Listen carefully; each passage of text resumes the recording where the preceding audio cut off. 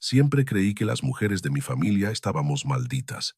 No es una forma de hablar, no es una exageración de telenovela, es lo que yo vi con mis propios ojos desde que era niña.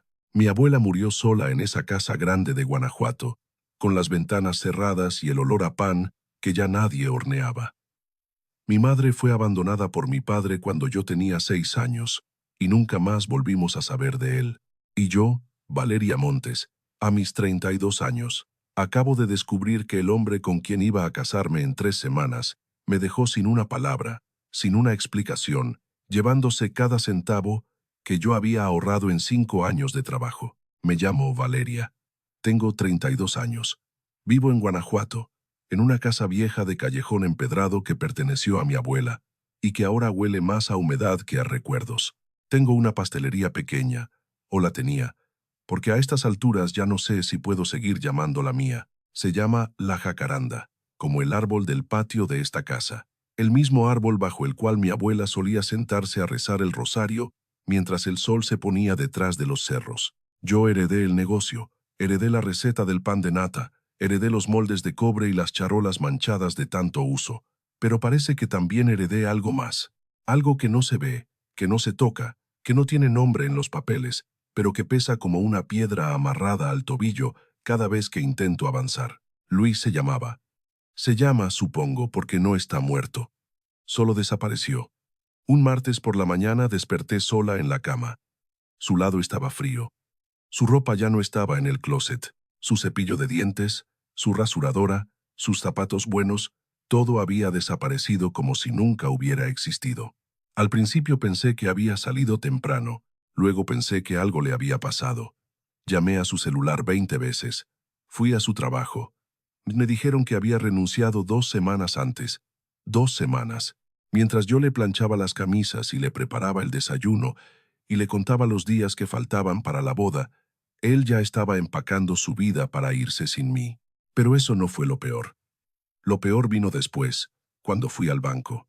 Yo tenía una cuenta de ahorros donde guardaba todo lo de la pastelería. 5 años de levantarme a las 4 de la mañana. 5 años de amasar hasta que me dolían los hombros. 5 años de vender pan en la plaza, de hacer pasteles de boda para otras novias, de aguantar clientes difíciles con una sonrisa porque cada peso contaba. 180,000 pesos. Eso era lo que tenía. Lo que teníamos porque como una tonta enamorada, le di acceso a Luis a esa cuenta hace un año. Para que fuera más fácil, me dijo, para que pudiéramos planear juntos nuestro futuro. Y yo le creí. Claro que le creí, porque eso es lo que hacemos las mujeres de mi familia. Creemos, confiamos, entregamos todo, y al final nos quedamos con las manos vacías y el corazón partido. La cuenta estaba en ceros, no en ceros, peor. Tenía un saldo negativo porque Luis había pedido un crédito a mi nombre que yo nunca autoricé, o tal vez sí lo autoricé, en alguno de esos papeles que él me ponía enfrente diciendo que eran trámites del banco, cosas de rutina. Firma aquí, mi amor, confía en mí. Y yo firmaba, porque confiaba, porque lo amaba, porque pensé que él era diferente. Salí del banco sintiéndome como si me hubieran vaciado por dentro. Caminé por los callejones sin saber a dónde iba. Llegué a la plaza, me senté en una banca frente a la iglesia y me quedé mirando las palomas como si ellas pudieran explicarme qué había hecho yo para merecer esto. Entonces recordé a mi madre. Recordé cómo se sentaba en esa misma banca, hace 26 años, después de que mi padre se fue. Recordé su mirada vacía, sus manos temblando, su voz ronca diciendo, «Es nuestro destino, hija. Las mujeres Montes no nacimos para ser felices. Yo tenía 6 años y no entendí. Ahora tengo 32. Y empiezo a creer que tenía razón. Esa noche no dormí. Me quedé sentada en la cocina de la pastelería, rodeada de charolas vacías y ollas frías, mirando la pared como si ahí estuviera escrita alguna respuesta. Pensé en todo lo que había perdido. Pensé en la boda que no iba a existir. Pensé en los vestidos de novia que había visto en revistas, en el pastel de 3 pisos que yo misma iba a decorar, en los invitados que ya habían confirmado. Pensé en la vergüenza de tener que llamar a cada uno para decirles que no había boda, que el novio se había ido, que la novia era una idiota. Pensé en mi madre, en cómo me iba a mirar cuando se enterara, no con lástima, con algo peor, con esa resignación que yo conocía tan bien, ese ya lo sabía silencioso que duele más que cualquier insulto. Y entonces pensé en algo más oscuro.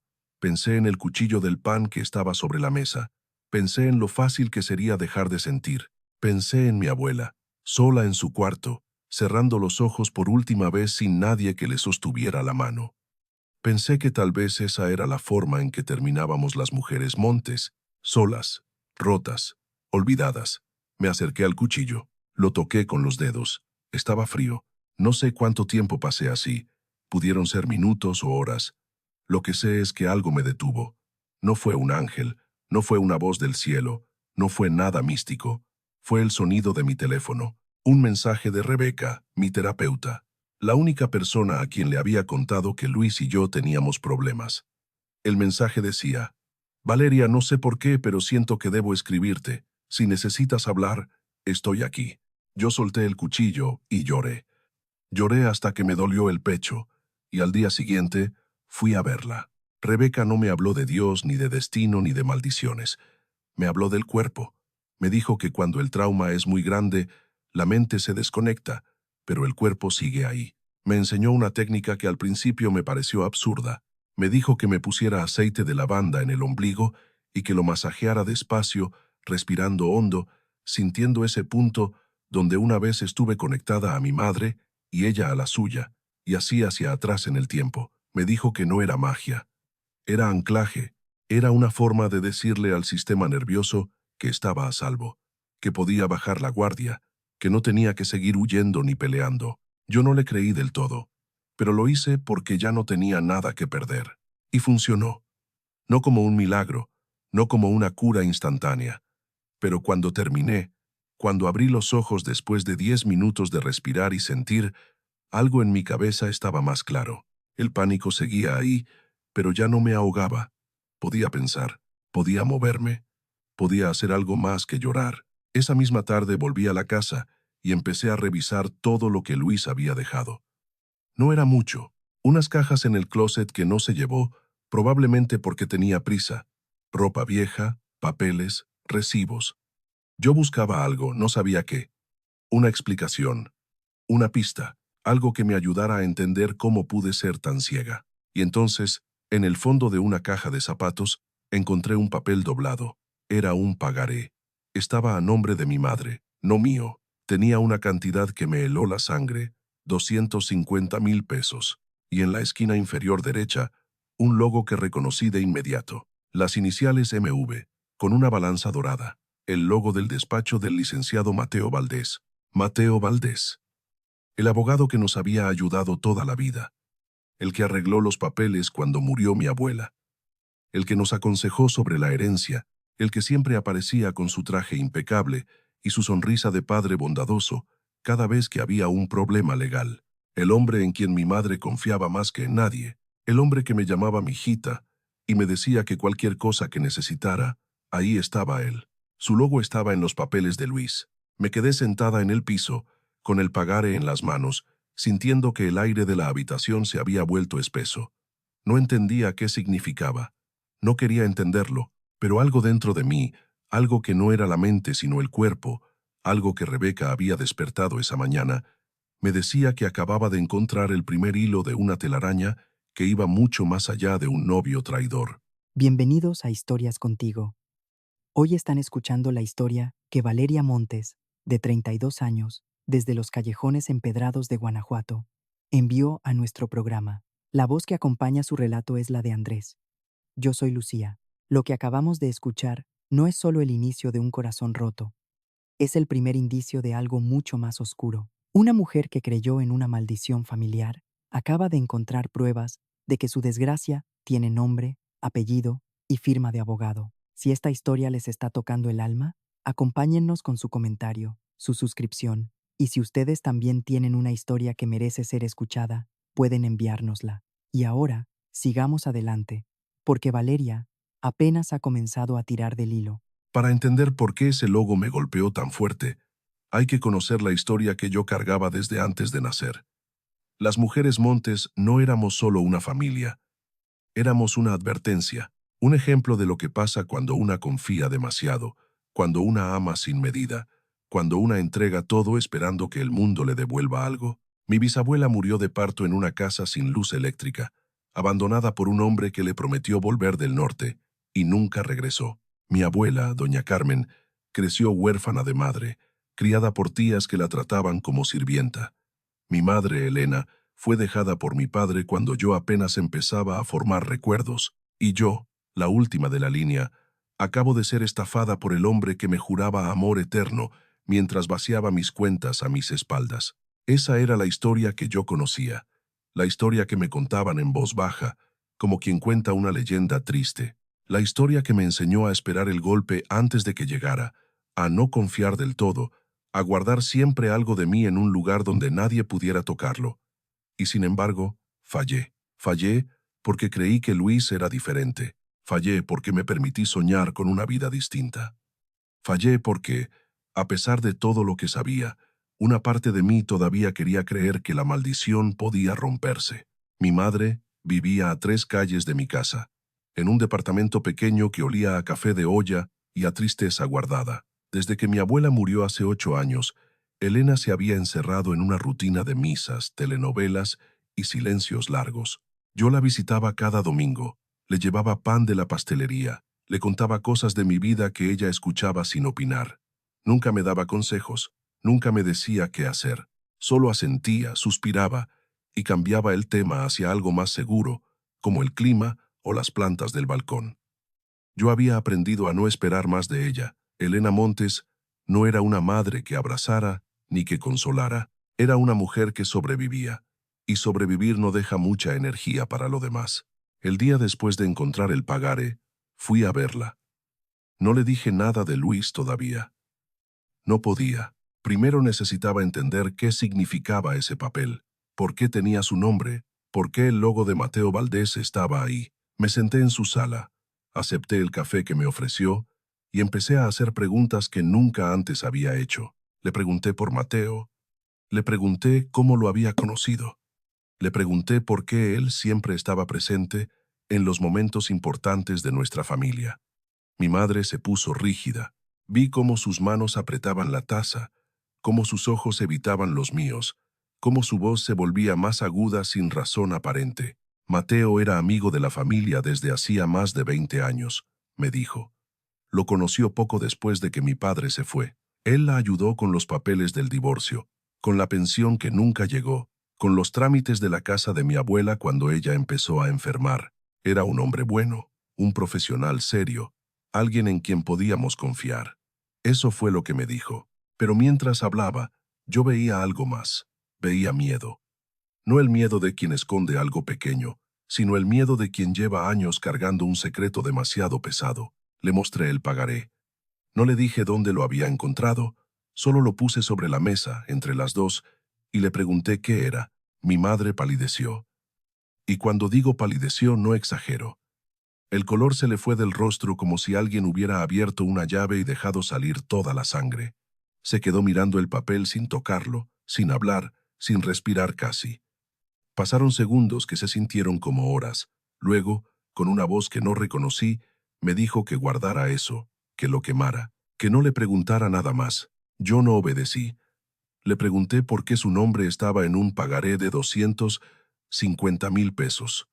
Le pregunté quién había firmado ese préstamo, para qué, cuándo. Le pregunté si Mateo tenía algo que ver con el dinero que yo había perdido.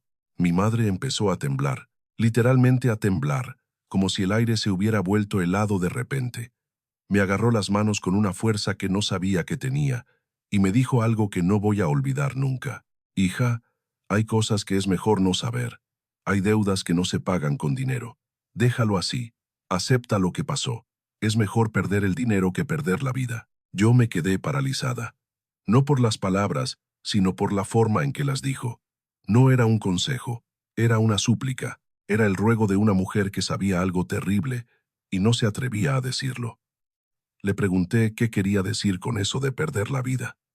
Le pregunté si alguien la había amenazado.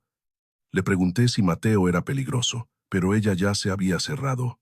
Soltó mis manos, se levantó, recogió la taza de café que yo no había terminado y empezó a lavar los trastes como si nuestra conversación no hubiera existido. Esa noche, volví a mi casa con más preguntas que respuestas.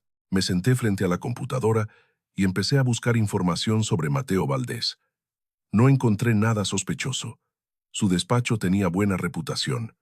Había ganado casos importantes. Aparecía en fotos de eventos de caridad, siempre sonriente, siempre impecable. El tipo de hombre que inspira confianza, que parece incapaz de hacer daño. Pero yo ya no confiaba en las apariencias. Ya no confiaba en nada. Al día siguiente fui al banco otra vez. Pedí un historial completo de mi cuenta, incluyendo los movimientos de los últimos 2 años. La empleada me miró con lástima cuando vio los números.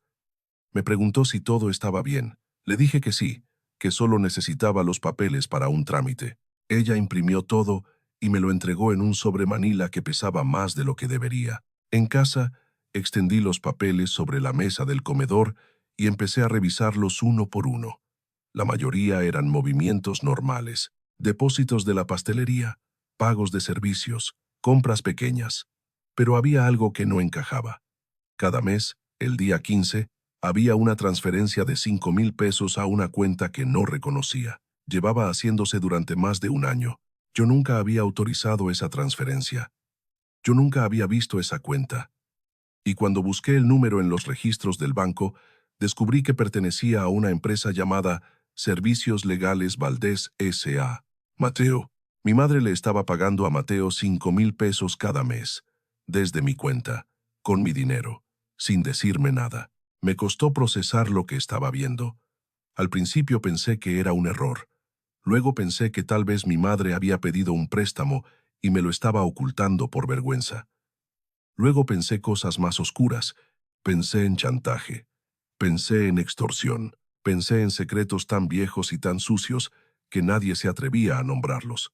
Volví a casa de mi madre esa misma tarde. Esta vez no llevé café, ni pan, ni sonrisas. Llevé los estados de cuenta y los puse frente a ella como quien presenta una evidencia en un juicio. Le pregunté qué eran esas transferencias. Le pregunté por qué estaba pagándole a Mateo con mi dinero. Le pregunté qué estaba pasando. Mi madre se derrumbó, no con gritos ni con llanto escandaloso. Se derrumbó en silencio, como se derrumban las cosas viejas, despacio y sin ruido. Se sentó en el sillón, se tapó la cara con las manos y empezó a mecerse como una niña asustada. Yo me arrodillé frente a ella, le quité las manos del rostro y le dije que necesitaba saber la verdad, que ya no podía protegerme con mentiras, que lo que fuera que estuviera ocultando, yo tenía derecho a saberlo. Ella me miró con ojos rojos, hinchados, llenos de algo que tardé en identificar. No era solo miedo, era culpa, una culpa antigua, fermentada, convertida en parte de su cuerpo como un órgano más. Me dijo que llevaba 20 años pagándole a Mateo. 20 años. Desde poco después de que mi padre se fue, me dijo que al principio era un préstamo pequeño, para pagar unas deudas que mi padre había dejado, pero el préstamo creció. Los intereses se acumularon, las amenazas empezaron. Mateo le dijo que si dejaba de pagar, iba a perder la casa de mi abuela, que iba a perder la pastelería, que iba a perder todo lo que teníamos.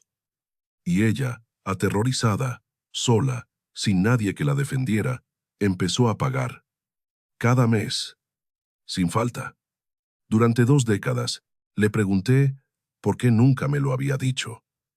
Le pregunté por qué no había buscado ayuda, otro abogado, la policía, algo. Ella negó con la cabeza, despacio, como si la pregunta fuera absurda. Tú no entiendes, hija. Mateo no es solo un abogado. Mateo sabe cosas, cosas de tu abuela, cosas que no pueden salir a la luz. Si yo hablo, si yo denuncio, él va a destruir todo. Va a destruir su memoria. Va a destruirnos a nosotras. Le pregunté, ¿qué cosas? ¿Qué podía saber Mateo de mi abuela que fuera tan terrible? Mi madre cerró los ojos y negó otra vez. Eso no puedo decírtelo. Eso me lo voy a llevar a la tumba. Me levanté sintiéndome mareada, como si el piso se hubiera vuelto líquido bajo mis pies.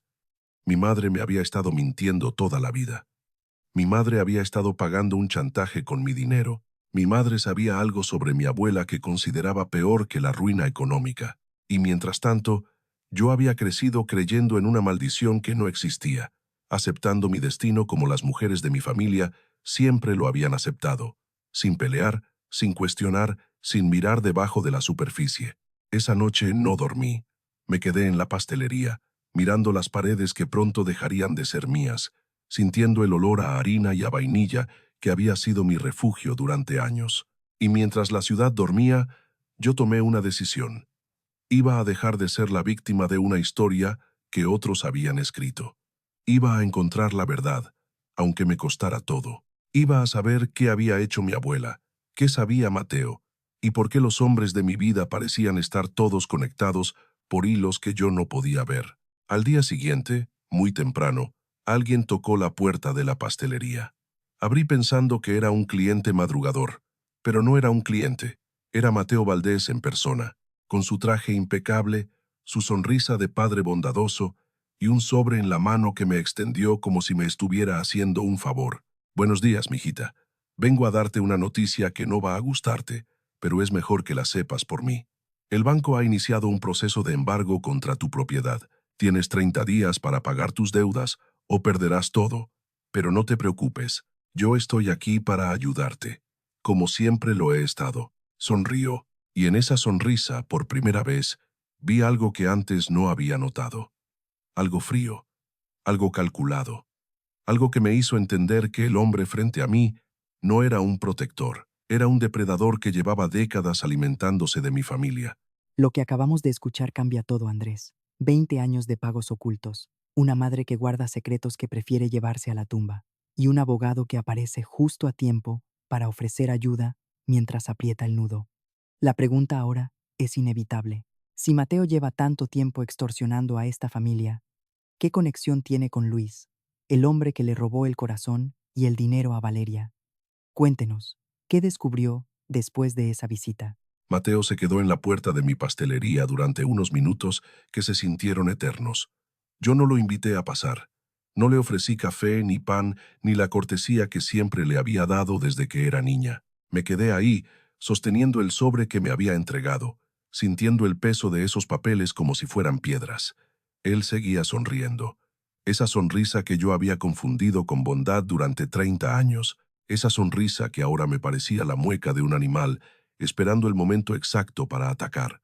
Me dijo que no me preocupara, que él iba a encargarse de todo, como siempre lo había hecho, que el embargo era un trámite, que seguramente podíamos negociar con el banco, que él conocía a la gente indicada. Mientras hablaba, yo lo observaba con ojos nuevos. Observaba sus manos cuidadas, sus uñas perfectas, el reloj de oro que brillaba en su muñeca. Observaba la forma en que ocupaba el espacio, como si todo le perteneciera. Observaba la manera en que me miraba, no como a una persona, sino como a una pieza en un tablero que solo él podía ver completo. Le di las gracias con una voz que no reconocí como mía. Una voz plana, sin emoción, controlada. Le dije que iba a revisar los papeles y que lo llamaría si necesitaba ayuda. Él asintió satisfecho.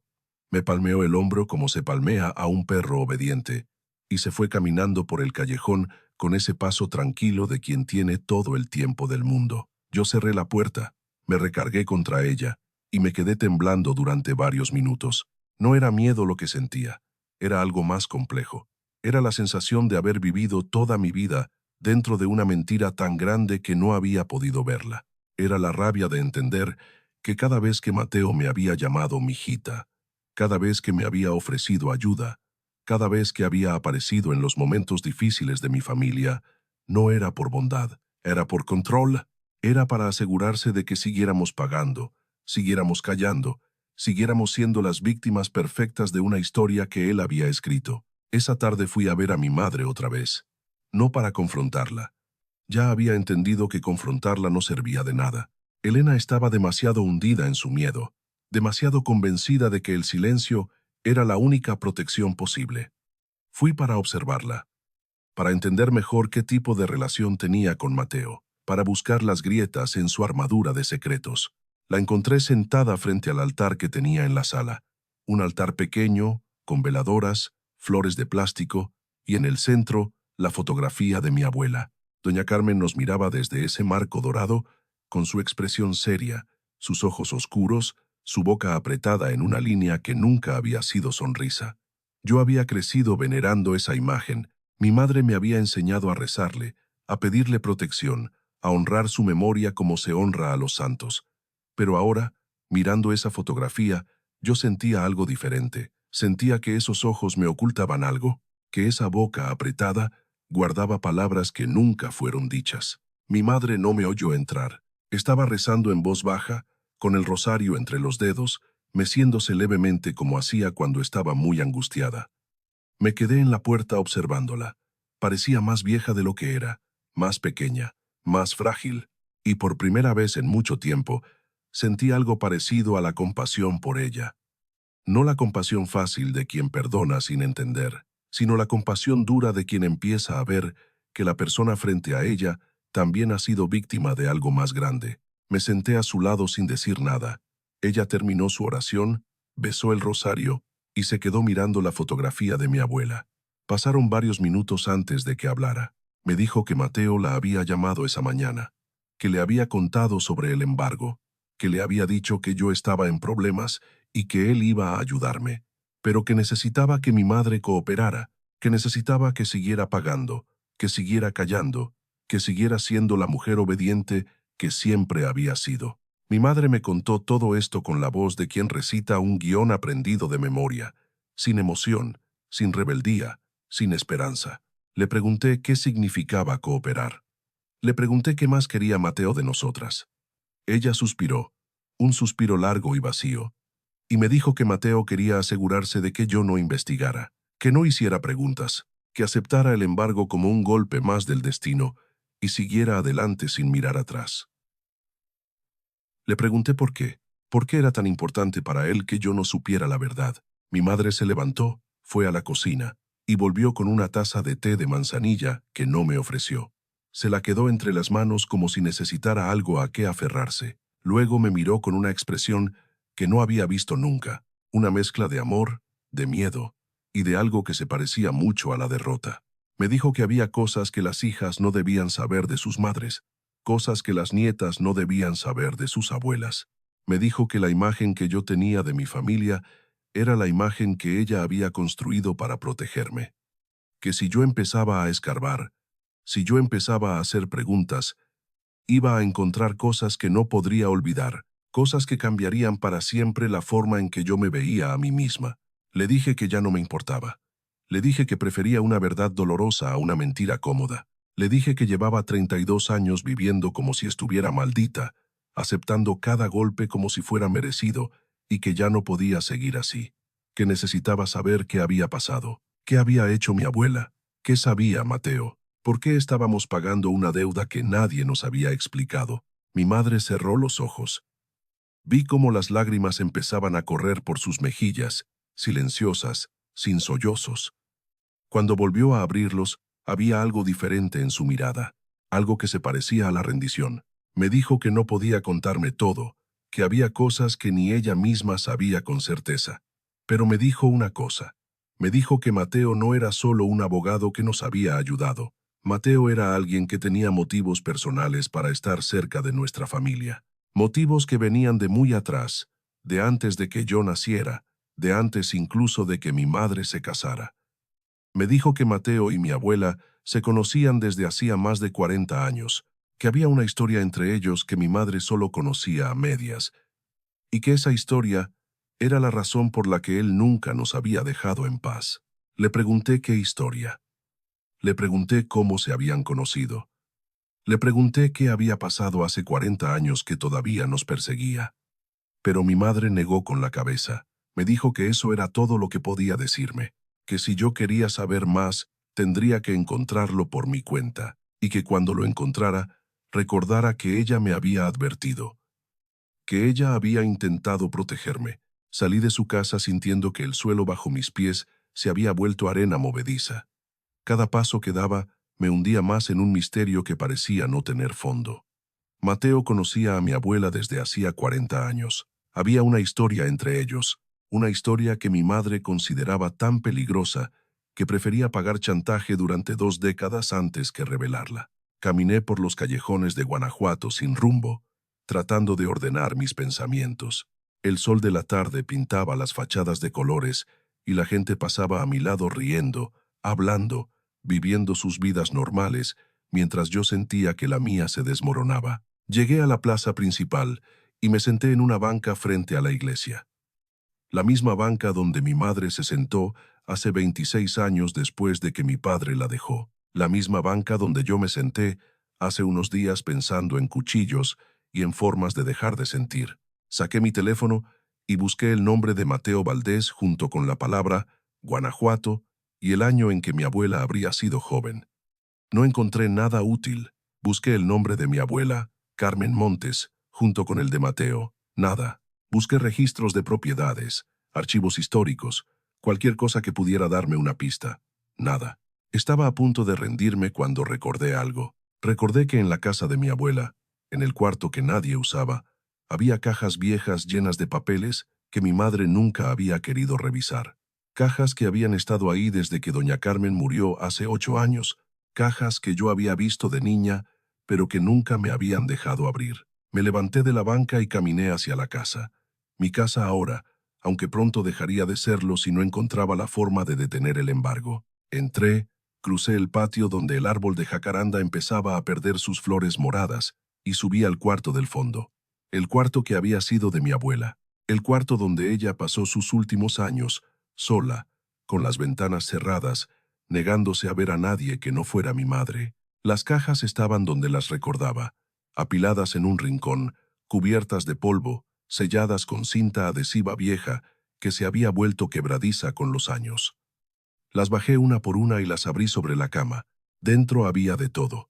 Recibos amarillentos, cartas sin abrir, fotografías en blanco y negro, documentos legales con sellos que ya no existían. Era el archivo desordenado de una vida entera. Y en algún lugar de ese caos, yo esperaba encontrar la verdad que mi madre se negaba a decirme. Pasé horas revisando papeles. La luz del día se fue y tuve que encender la lámpara del buró. Mis ojos ardían y mis manos estaban negras de polvo. Y entonces, cuando ya empezaba a perder la esperanza, encontré algo. Una fotografía vieja, de esas que tienen los bordes ondulados y el papel grueso. En ella aparecía mi abuela, mucho más joven de lo que yo la recordaba, con un vestido elegante y joyas que nunca le había visto usar.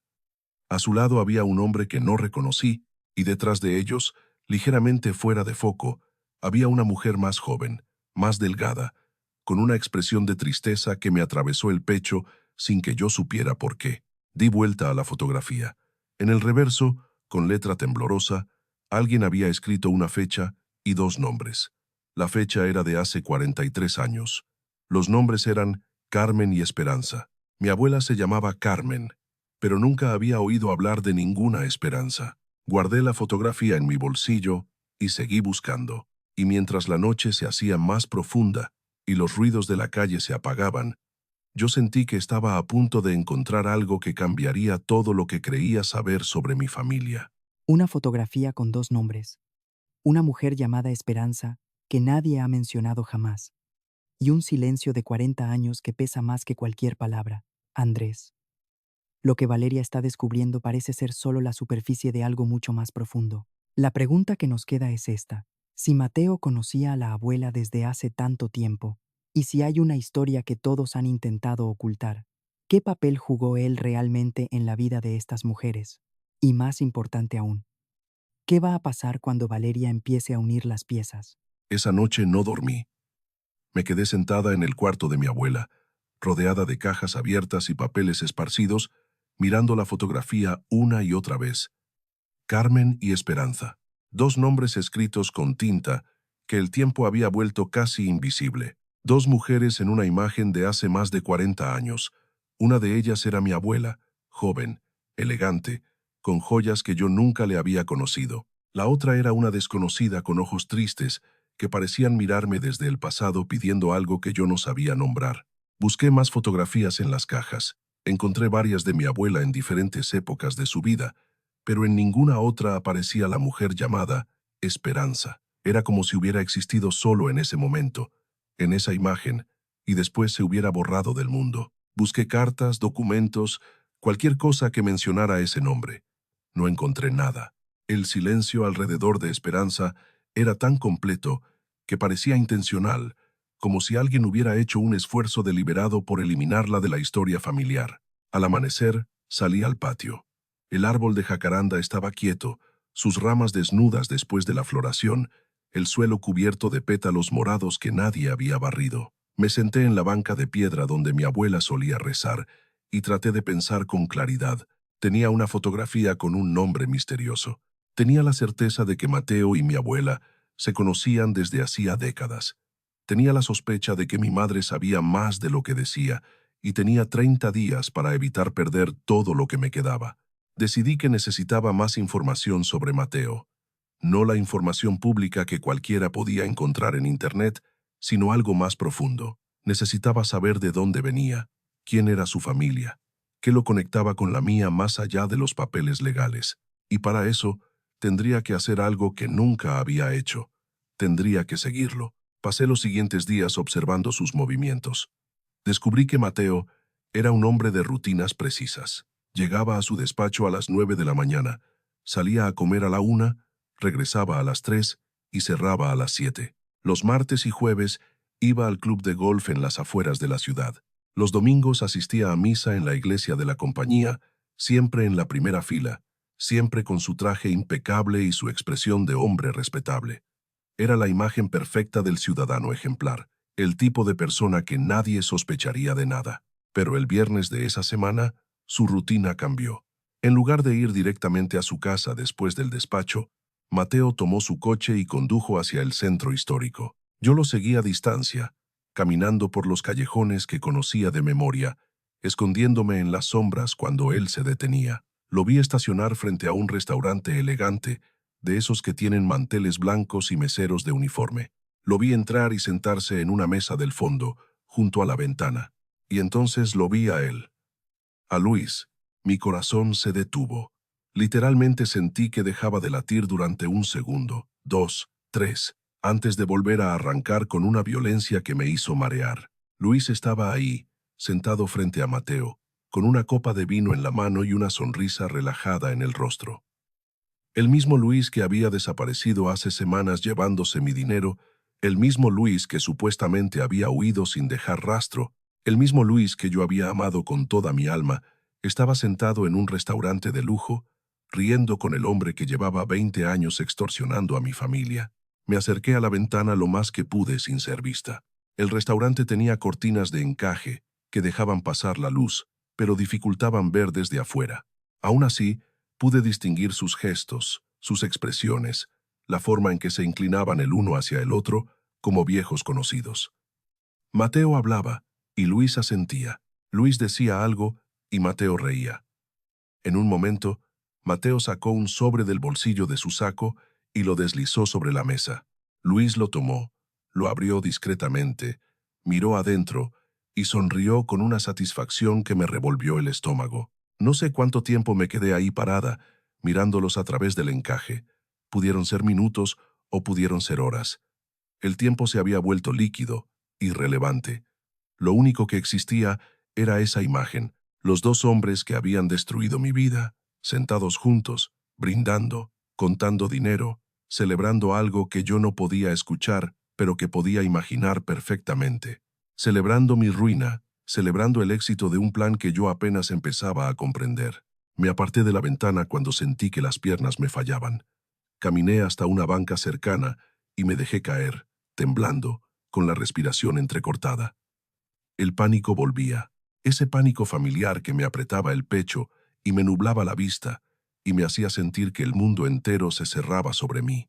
Cerré los ojos e intenté hacer lo que Rebeca me había enseñado. Puse la mano sobre mi ombligo, respiré hondo, traté de anclarme en mi cuerpo, en ese punto donde una vez estuve conectada a mi madre, y ella a la suya, y así hacia atrás en el tiempo. No funcionó de inmediato.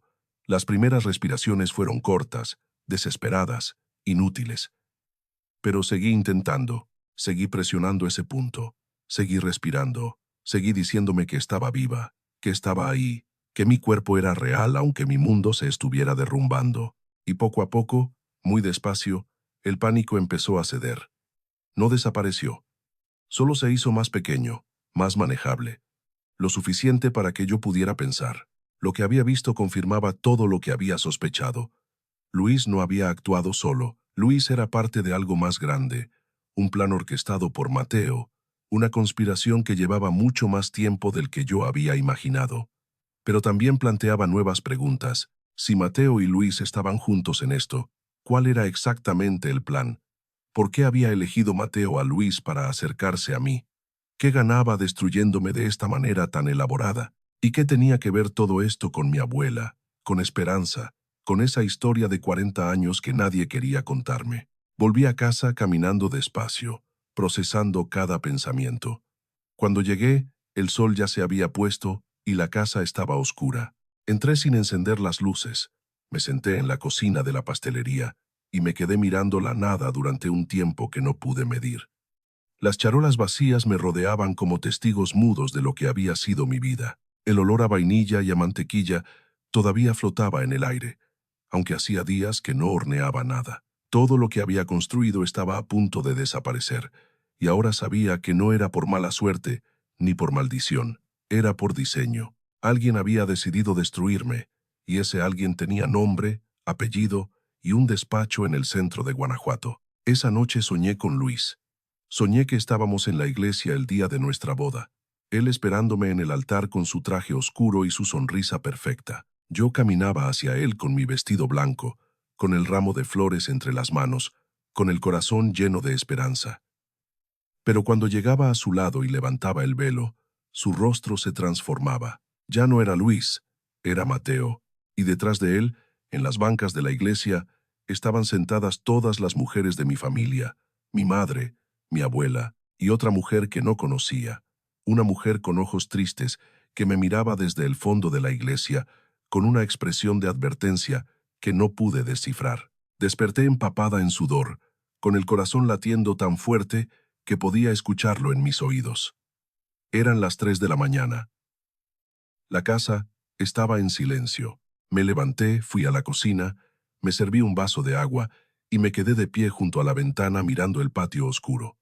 El árbol de jacaranda era una silueta negra contra el cielo nocturno, y mientras lo miraba, mientras trataba de calmar mi respiración y ordenar mis pensamientos, recordé algo que había olvidado por completo. Recordé que, cuando era niña, una vez encontré a mi abuela en el patio muy tarde en la noche.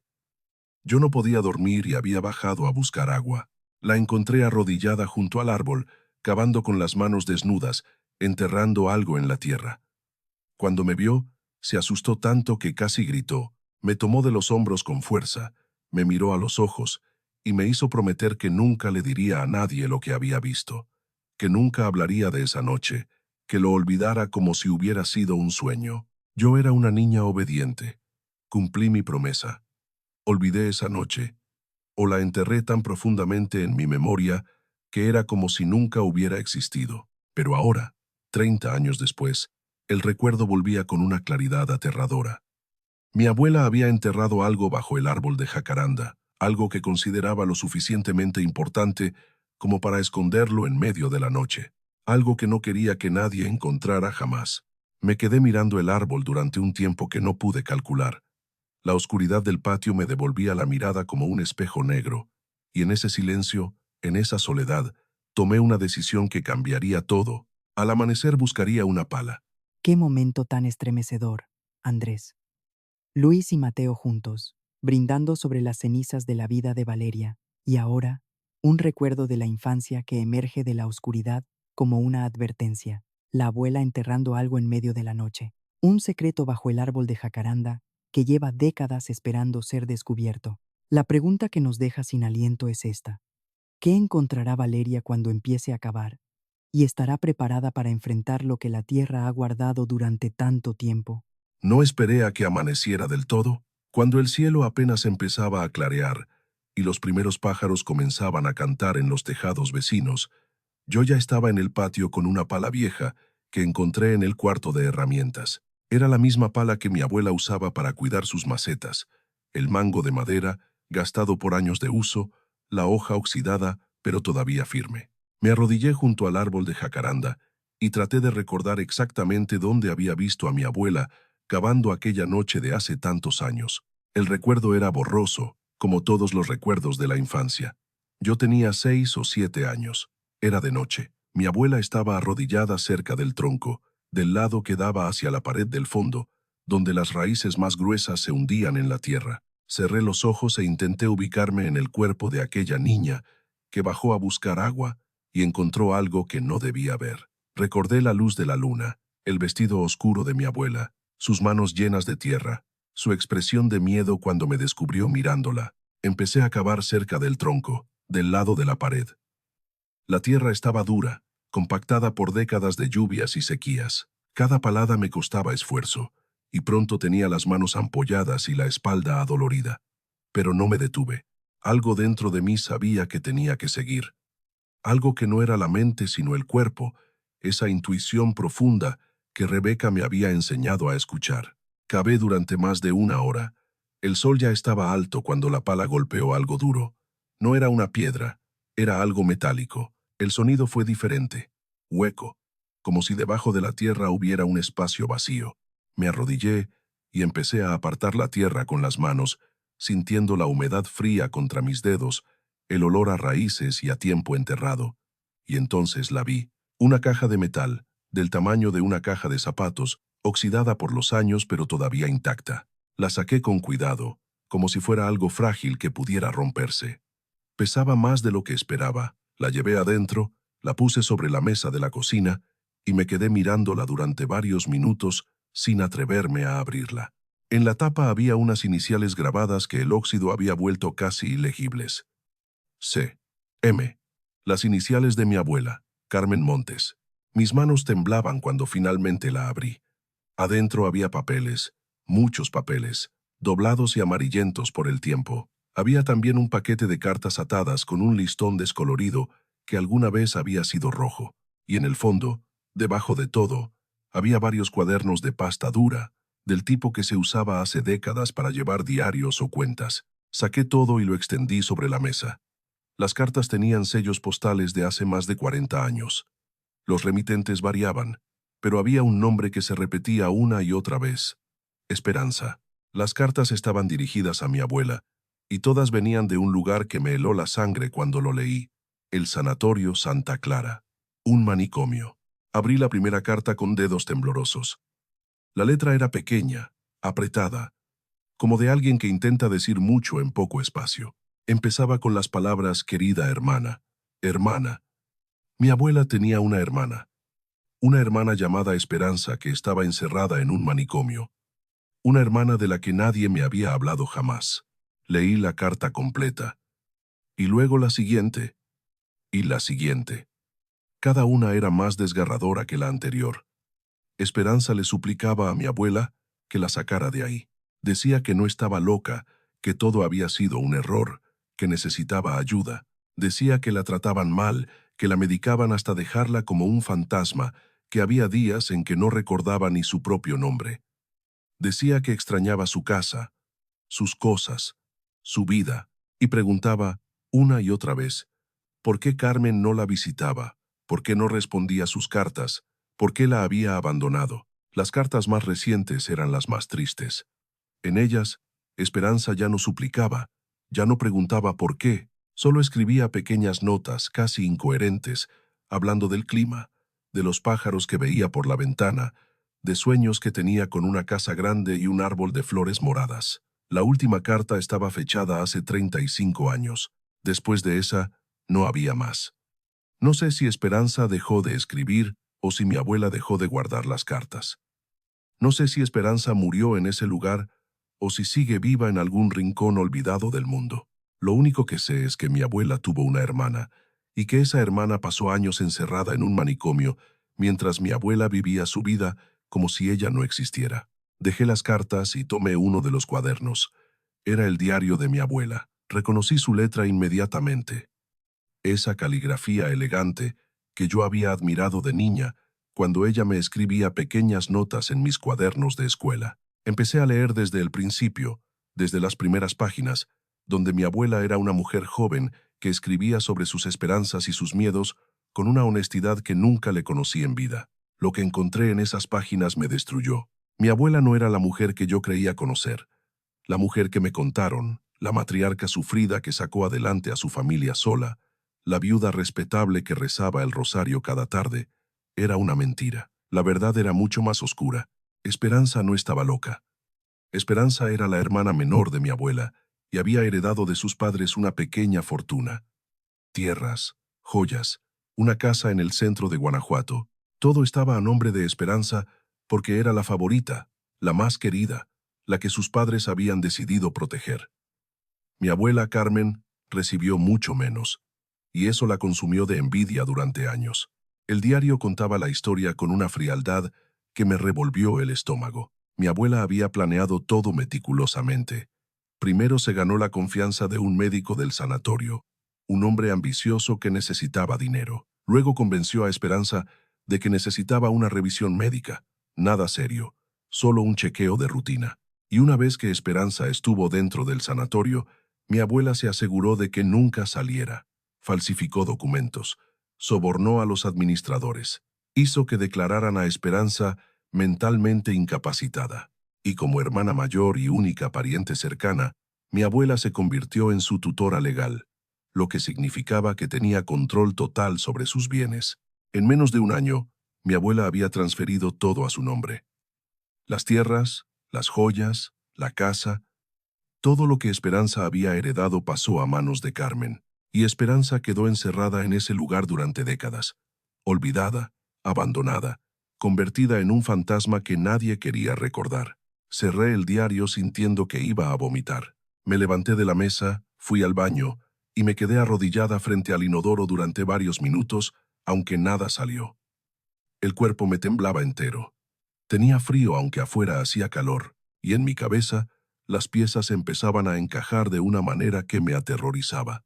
Mateo conocía a mi abuela desde hacía más de 40 años. Mateo tenía información que podía destruir su memoria. Mateo llevaba décadas extorsionando a mi madre, y ahora Mateo estaba destruyendo mi vida con la misma frialdad metódica con la que mi abuela había destruido la de su hermana. Volví a la mesa y busqué entre los papeles algo que confirmara mi sospecha. Lo encontré en el fondo de la caja, debajo de todo lo demás. Era un documento legal, viejo y frágil, con sellos oficiales que ya no existían. Era el acta de nacimiento de Esperanza, y junto a ella, otro documento. El acta de nacimiento de su hijo. Un hijo que nació en el sanatorio, un hijo que le fue arrebatado inmediatamente después del parto, un hijo que fue dado en adopción a una familia que mi abuela había elegido personalmente. El niño se llamaba Mateo. Mateo Valdés era el hijo de Esperanza, el nieto que mi abuela había arrancado de los brazos de su hermana y entregado a extraños. El hombre que había crecido sabiendo quién era, sabiendo lo que le habían hecho a su madre y que había dedicado su vida entera a cobrar esa deuda. Me senté en el piso de la cocina, incapaz de sostenerme. Las lágrimas corrían por mi cara sin que yo pudiera detenerlas. No lloraba por mí, lloraba por Esperanza, esa mujer de ojos tristes que me miraba desde una fotografía de hace 40 años. Lloraba por un niño que fue separado de su madre y criado con el conocimiento de que su familia verdadera lo había traicionado. Lloraba por mi madre, que había vivido toda su vida pagando una deuda que no era suya, y lloraba por mí, por la niña que creció creyendo en una maldición que no existía, cuando la verdad era mucho más simple y mucho más terrible. No estábamos malditas, estábamos pagando los pecados de una mujer que había destruido a su propia hermana por dinero. El teléfono sonó y me sobresalté. Era mi madre. Su voz sonaba extraña, temblorosa, como si hubiera estado llorando. Me dijo que Mateo acababa de llamarla.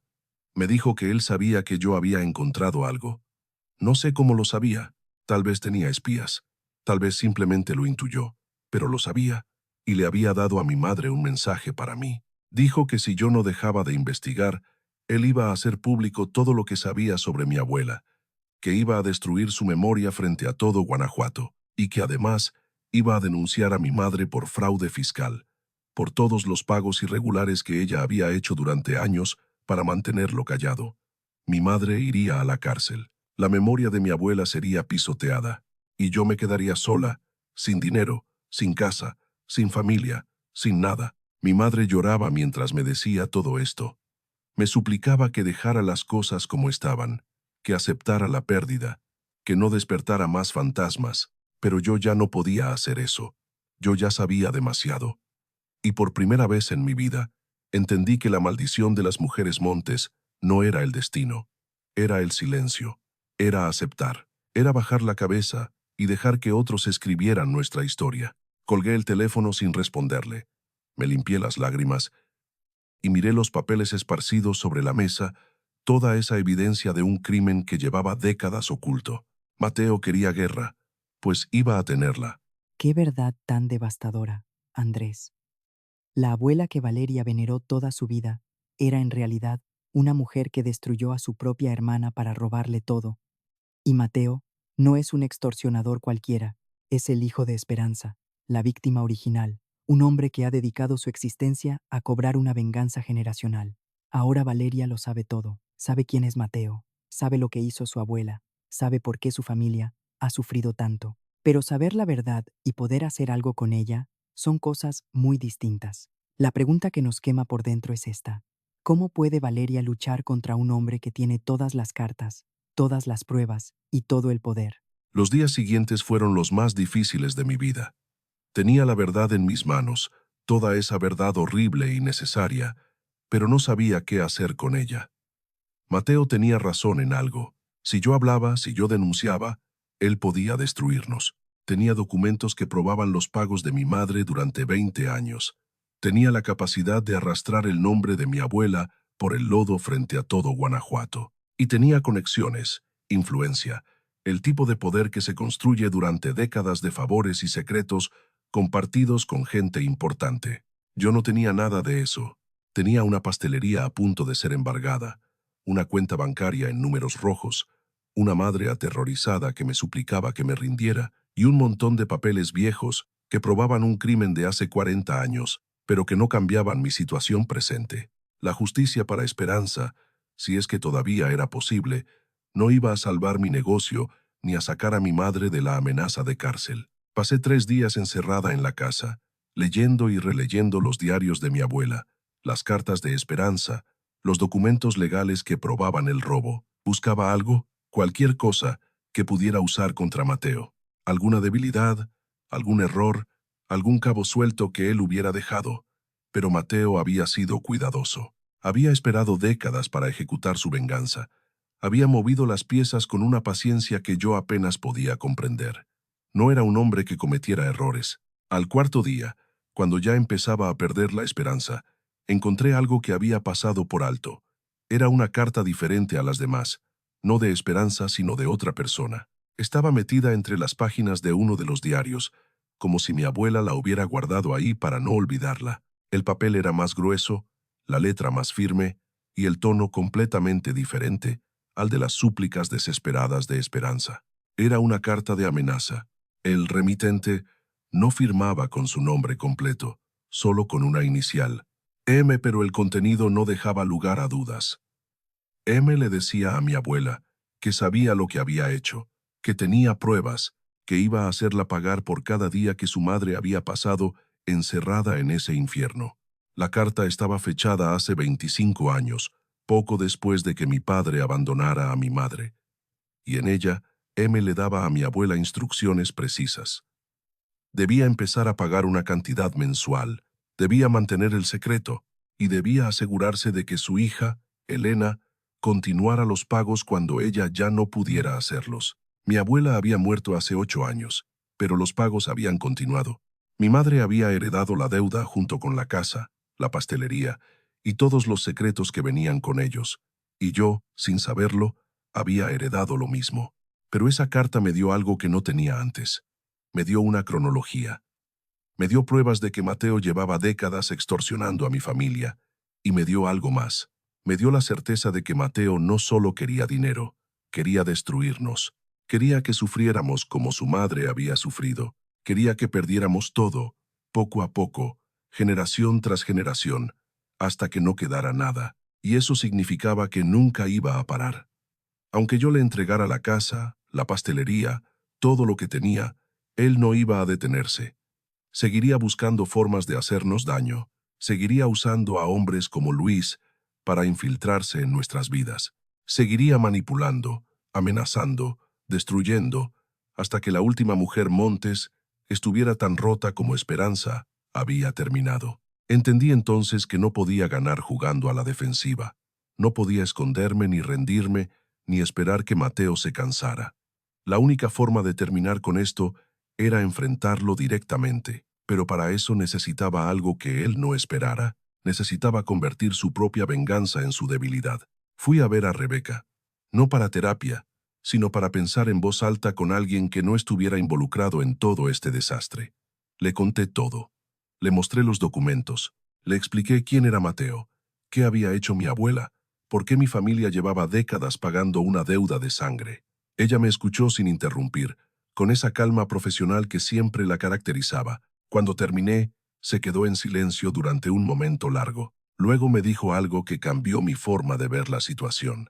Me dijo que Mateo había construido toda su vida alrededor de esta venganza, que probablemente era lo único que le daba sentido a su existencia, que un hombre así no podía permitirse perder, porque perder significaría que todo su sufrimiento, todo el sufrimiento de su madre, había sido en vano. Y eso significaba que Mateo tenía una debilidad enorme. Su necesidad de ganar era tan grande que lo hacía predecible. Haría cualquier cosa por asegurarse la victoria, incluso cosas que un hombre más prudente no haría. Le pregunté qué quería decir con eso. Ella me miró con una expresión seria y me dijo que los hombres como Mateo necesitan ver sufrir a sus víctimas. No les basta con ganar en silencio, necesitan el reconocimiento, necesitan ver la derrota en los ojos del otro, y esa necesidad, esa hambre de humillación, era algo que yo podía usar. Pasé la noche pensando en sus palabras, y al amanecer, cuando el sol empezaba a entrar por la ventana de mi cuarto, tuve una idea. Era arriesgada, era peligrosa, podía salir terriblemente mal, pero era lo único que tenía. Iba a dejar que Mateo creyera que había ganado. Iba a fingir que me rendía, que aceptaba mi derrota, que estaba dispuesta a entregarle todo lo que pedía. Y cuando él bajara la guardia, cuando se sintiera seguro de su victoria, iba a grabar cada palabra que saliera de su boca, cada amenaza, cada confesión, cada detalle de su plan de venganza, y luego iba a usar esa grabación para destruirlo. No era un plan perfecto. Había muchas cosas que podían salir mal. Mateo era inteligente, cauteloso, y llevaba décadas planeando esto. Pero yo tenía algo que él no esperaba.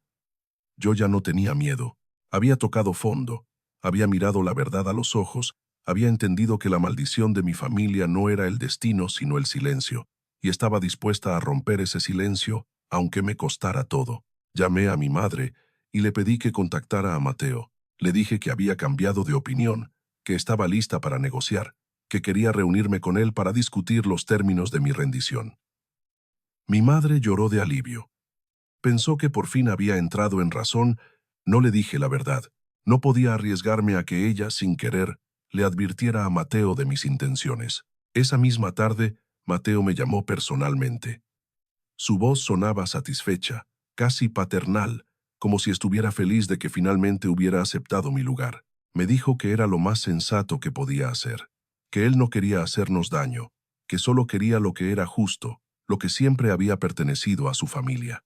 Me propuso que nos reuniéramos al día siguiente en la casa de mi abuela, la casa que pronto dejaría de ser mía, para firmar los papeles y cerrar este capítulo de una vez por todas. Acepté sin discutir.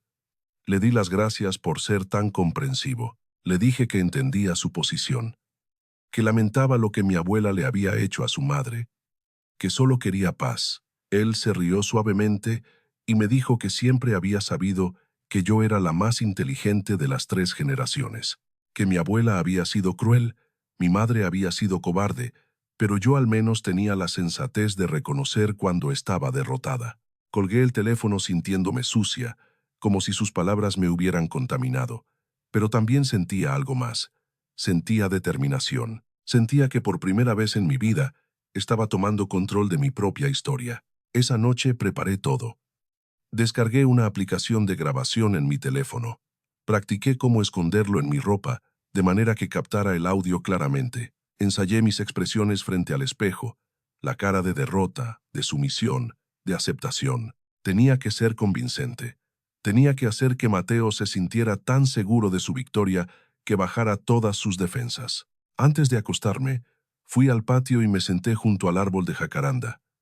La noche estaba clara y las estrellas brillaban sobre los tejados de Guanajuato. Puse la mano sobre mi ombligo, cerré los ojos y respiré profundamente, no para calmar el pánico esta vez, sino para conectar con algo más profundo, con esperanza, la mujer que había sufrido tanto y que nunca había recibido justicia, con mi madre, que había vivido aterrorizada toda su vida, con todas las mujeres de mi familia que habían callado, que habían aceptado, que habían dejado que otros escribieran sus historias. Les prometí en silencio que esto iba a terminar, que yo iba a ser la última, que después de mí, ninguna mujer Montes volvería a vivir de rodillas. Al día siguiente, cuando Mateo llegó a la puerta de mi casa, con su traje impecable y su sonrisa de depredador satisfecho, yo estaba lista. Qué giro tan inesperado, Andrés. Valeria ha decidido dejar de huir y enfrentar al monstruo en su propia guarida. Tiene un plan arriesgado, una grabadora escondida y una determinación que no tenía antes. Pero Mateo lleva décadas planeando esta venganza y no es un hombre fácil de engañar. La pregunta que nos mantiene en vilo es esta. ¿Logrará Valeria hacer que Mateo confiese todo lo que ha hecho? ¿O caerá en una trampa de la que ya no podrá escapar? Mateo entró a mi casa como si ya fuera suya. No esperó a que yo lo invitara a pasar.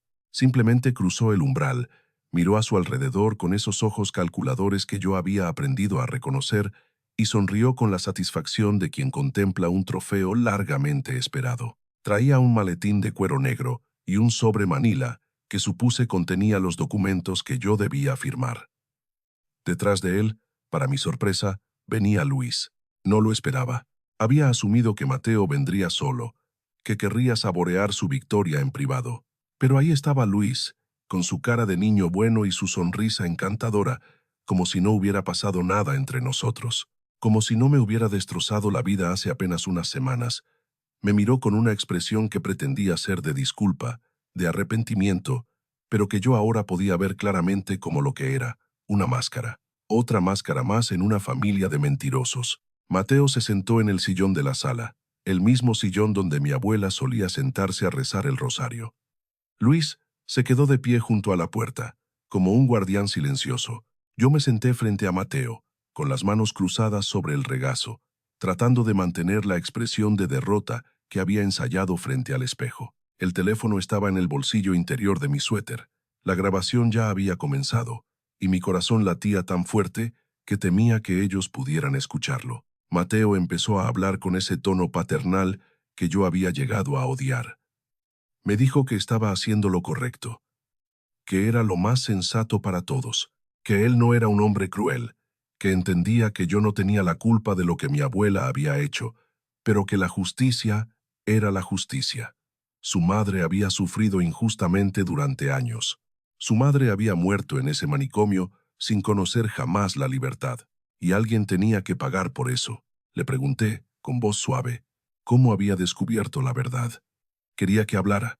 Quería que confesara todo con sus propias palabras. Mateo me miró con una expresión de orgullo, como si hubiera estado esperando esa pregunta durante años. Me contó que había crecido sabiendo que era adoptado. Sus padres adoptivos, buenas personas según él, nunca se lo ocultaron. Pero también le dijeron algo más. Le dijeron que su madre biológica estaba viva, encerrada en un sanatorio, y que la mujer que la había puesto ahí era su propia hermana. Le dijeron el nombre de esa hermana, Carmen Montes, y le dijeron que algún día, cuando fuera mayor, podría decidir qué hacer con esa información. Mateo decidió pronto. Estudió Derecho específicamente para entender cómo funcionaba el sistema que había permitido que su madre fuera despojada de todo. Se especializó en herencias y propiedades porque sabía que ahí estaba la clave del crimen de mi abuela. Y cuando terminó sus estudios, volvió a Guanajuato con un solo propósito: acercarse a la familia Montes y destruirla desde adentro. Lo primero que hizo fue visitar a su madre en el sanatorio. Para entonces Esperanza llevaba más de 20 años encerrada. Ya no era la mujer de ojos tristes de la fotografía, era una anciana frágil, confundida, que apenas reconocía su propio nombre. Mateo me contó que se sentó junto a su cama, le tomó la mano y le prometió que iba a hacer justicia, que iba a recuperar todo lo que Carmen le había robado, que iba a hacer sufrir a su hermana y a todas sus descendientes de la misma manera que ella había sufrido. Esperanza murió 3 meses después de esa visita. Mateo dijo que fue como si hubiera estado esperando ese momento, esperando saber que alguien iba a luchar por ella, para poder finalmente descansar. Y desde entonces, cada cosa que Mateo había hecho, cada movimiento, cada decisión, había sido en nombre de su madre. Se acercó a mi abuela, haciéndose pasar por un joven abogado que quería ayudarla con unos trámites. Se ganó su confianza poco a poco, con paciencia, con esa sonrisa amable que escondía un odio de décadas. Y cuando finalmente tuvo acceso a todos sus secretos, cuando conocía cada detalle de sus finanzas, de sus propiedades, de sus miedos, empezó a apretar el nudo. Primero fueron pequeñas cosas, documentos que se perdían, trámites que se complicaban, deudas que aparecían de la nada. Mi abuela empezó a depender cada vez más de Mateo para resolver los problemas que él mismo creaba. Y cuando la dependencia fue total, cuando mi abuela no podía dar un paso sin consultarlo, Mateo le reveló quién era realmente. Me contó que ese fue el mejor momento de su vida, ver la cara de mi abuela cuando entendió que el hombre en quien había confiado era el hijo de la hermana que había destruido. Ver el terror en sus ojos, ver cómo toda su arrogancia, toda su crueldad, se convertía en pánico. Carmen intentó amenazarlo, dijo Mateo. Intentó decirle que iba a denunciarlo, que iba a arruinar su carrera. Pero Mateo le recordó que él tenía todas las pruebas, los documentos falsificados, los sobornos a los administradores del sanatorio, las transferencias de propiedades fraudulentas. Si ella hablaba, él la hundiría, y si ella callaba y pagaba, él le permitiría conservar su preciosa reputación hasta la tumba. Mi abuela calló, pagó durante años, y cuando murió, la deuda pasó a mi madre. Y ahora, dijo Mateo mirándome con esos ojos fríos, la deuda pasaba a mí, pero él ya no quería solo dinero. El dinero había sido suficiente mientras mi abuela vivía, porque cada pago era una humillación, un recordatorio de su derrota. Pero mi abuela estaba muerta, ya no podía sufrir. Así que Mateo había decidido que el sufrimiento tenía que continuar en nosotras. Luis había sido su idea. Un joven atractivo, encantador, sin escrúpulos, que estaba dispuesto a hacer cualquier cosa por dinero. Mateo lo había entrenado durante meses. Le había enseñado todo sobre mí, mis gustos, mis miedos, mis sueños. Le había dicho exactamente cómo conquistarme, cómo ganarse mi confianza, cómo hacerme creer que finalmente había encontrado el amor verdadero. Y cuando yo estaba completamente enamorada, completamente vulnerable, Luis había ejecutado el plan: vaciar mis cuentas, desaparecer, dejarme destruida. Mateo me miró con una sonrisa mientras contaba todo esto. Disfrutaba viéndome escuchar.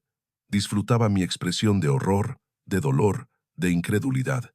Pensaba que me estaba quebrando. No sabía que cada palabra que salía de su boca estaba siendo grabada.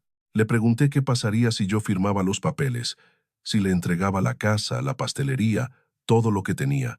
Mateo se reclinó en el sillón y cruzó las piernas, satisfecho. Me dijo que eso dependía de mí. Si cooperaba, si firmaba sin hacer problemas, él me dejaría ir. Podría empezar de nuevo en otra ciudad, con otro nombre si quería. Él no me perseguiría, ya habría conseguido lo que buscaba. La casa de Carmen sería suya. El negocio que Carmen había construido con dinero robado sería suyo. Y el linaje de las mujeres Montes terminaría en la vergüenza y la pobreza, tal como el linaje de Esperanza había terminado en la locura y el olvido. Pero si yo no cooperaba, si intentaba luchar, las consecuencias serían mucho peores. Mi madre iría a la cárcel. Los secretos de mi abuela se harían públicos.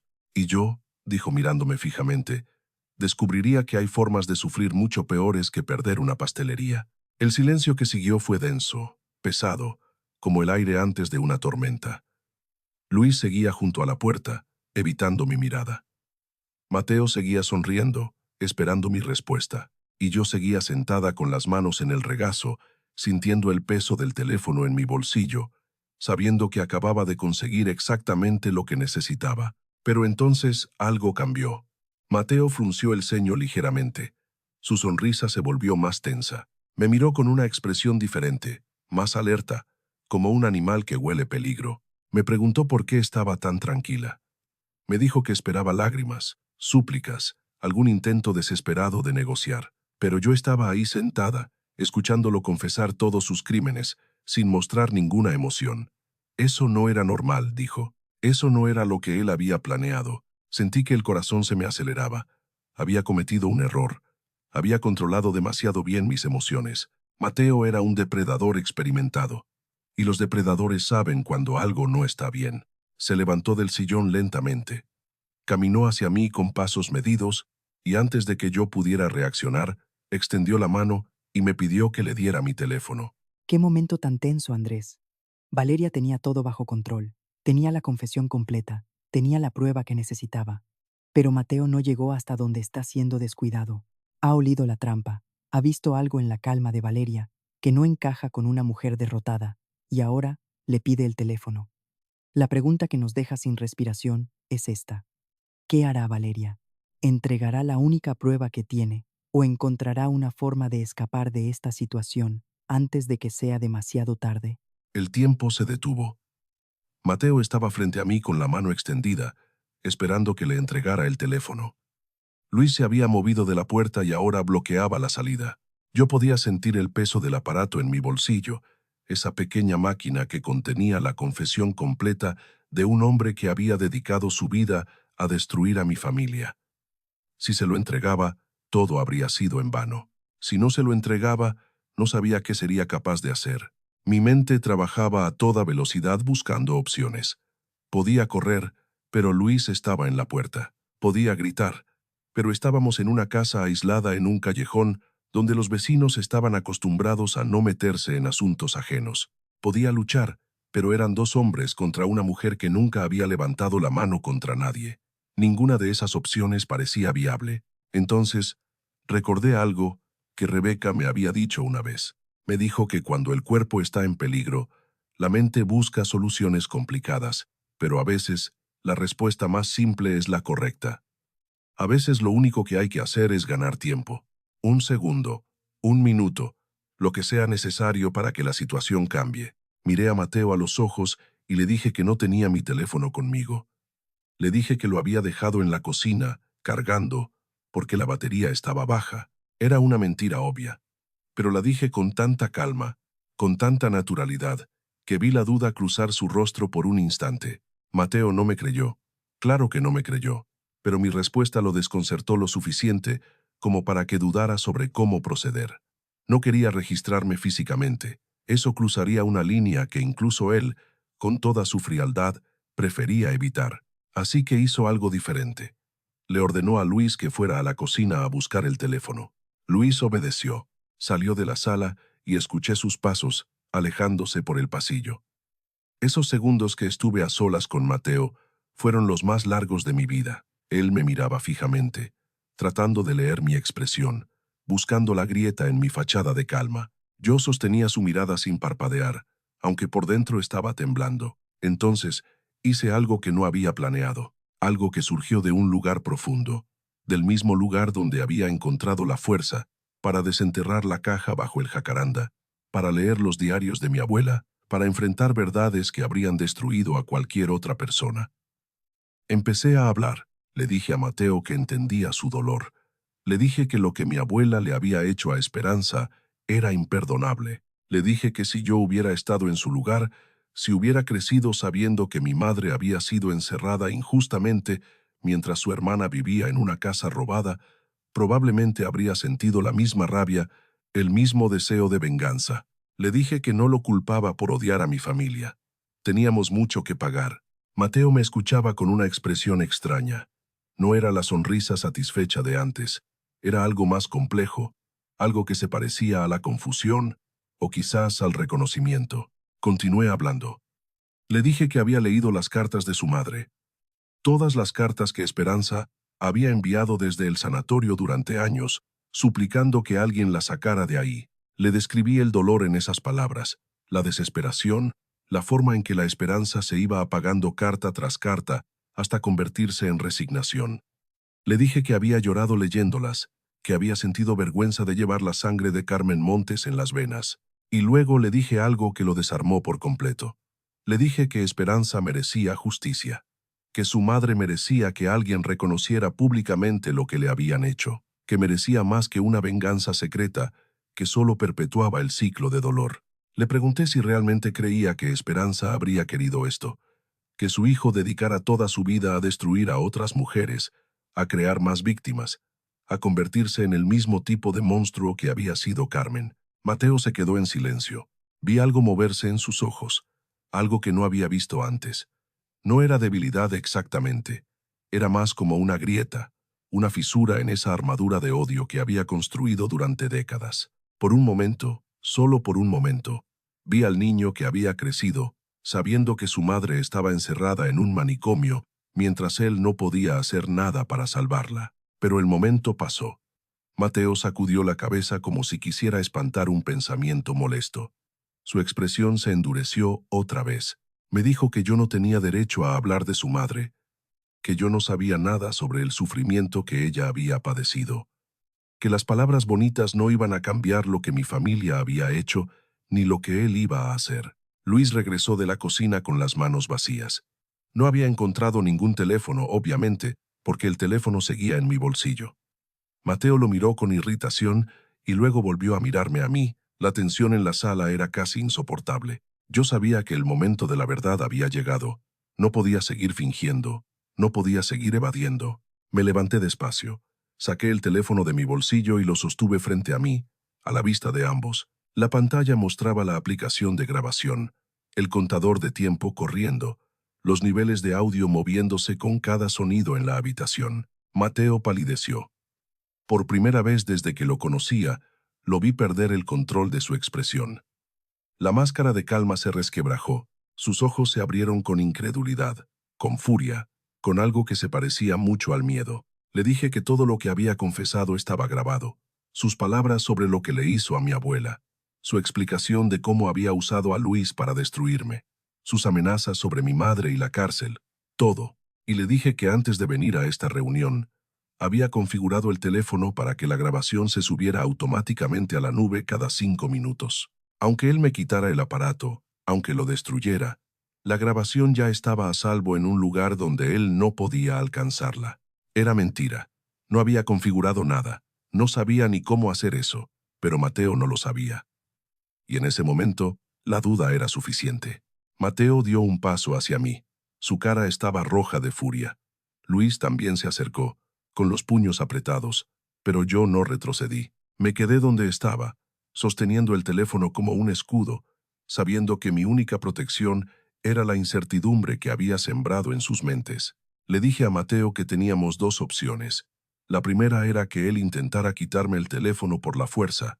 En ese caso, yo gritaría. Los vecinos llamarían a la policía, y aunque él lograra destruir el aparato, tendría que explicar por qué estaba en mi casa amenazándome, y mientras tanto, yo haría todo lo posible por hacer pública la grabación que supuestamente ya estaba en la nube. La segunda opción era que habláramos como personas civilizadas, que él escuchara lo que yo tenía que proponer, y que tal vez, solo tal vez, encontráramos una forma de terminar con esto que no destruyera a ninguno de los dos. Mateo me miró durante un tiempo que se sintió eterno. Podía ver los cálculos corriendo detrás de sus ojos, evaluando riesgos, buscando la mejor jugada. Finalmente, hizo un gesto con la mano, ordenándole a Luis que se apartara. Luego se sentó de nuevo en el sillón, cruzó las piernas y me dijo con voz controlada que lo escuchaba.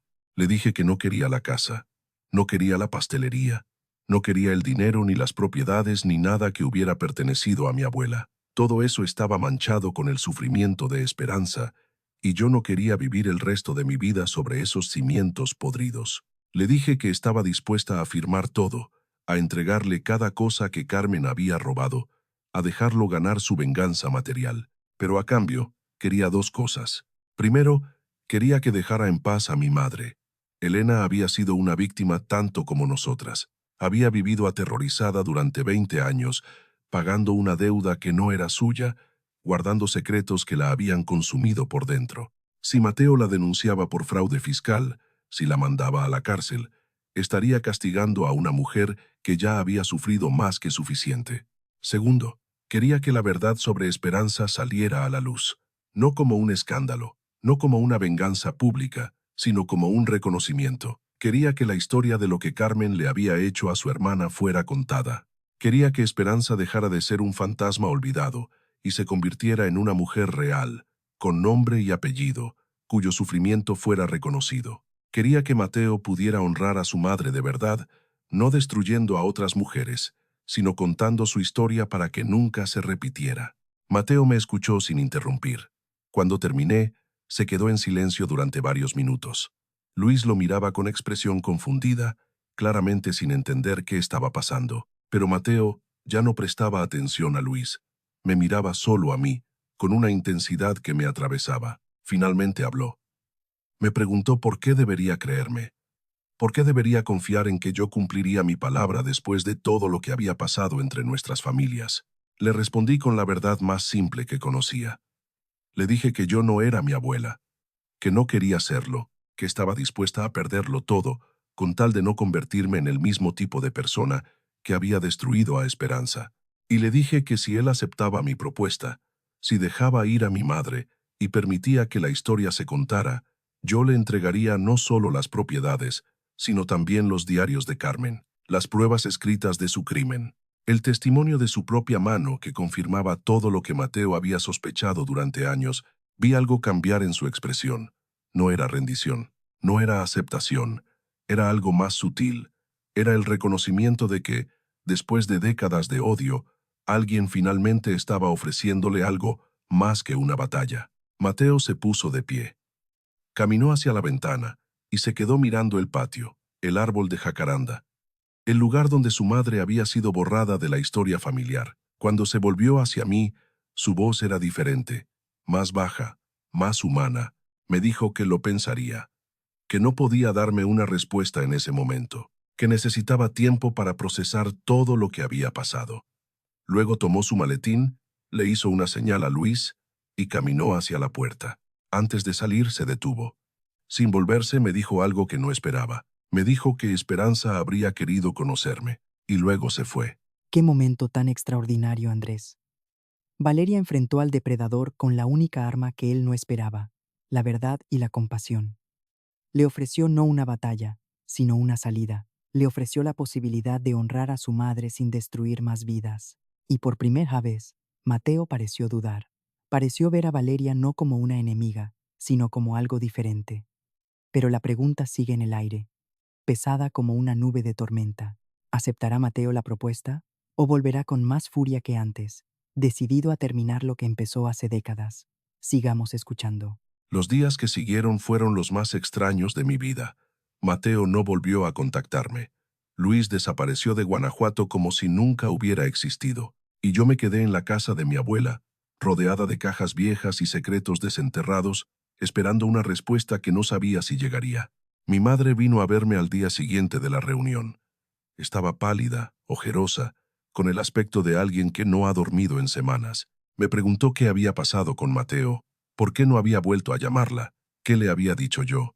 Le conté la verdad, le conté todo. Le mostré los diarios de mi abuela, las cartas de Esperanza, el acta de nacimiento de Mateo. Le expliqué quién era realmente el hombre que la había atormentado durante 20 años y por qué había hecho lo que había hecho. Mi madre lloró durante horas.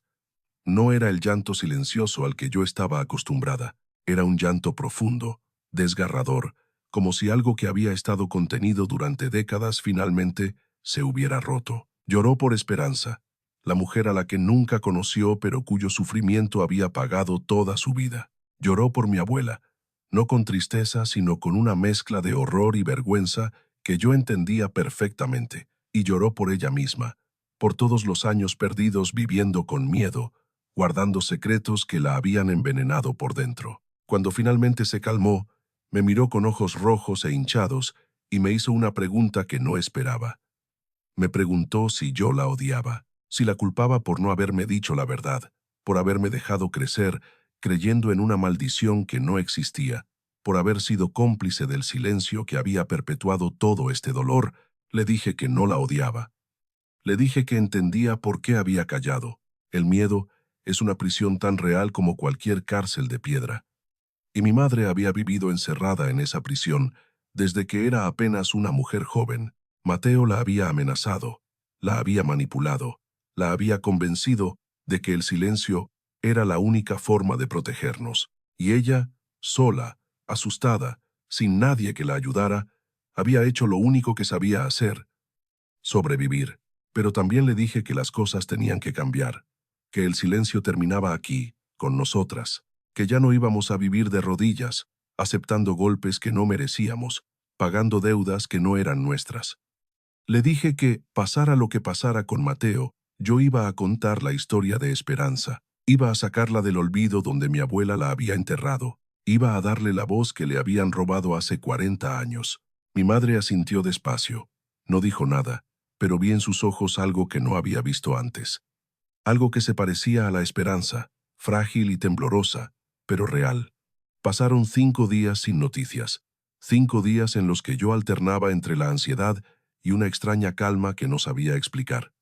Había hecho todo lo que podía hacer. Había enfrentado a Mateo, le había ofrecido una salida, le había dado la oportunidad de elegir algo diferente a la destrucción.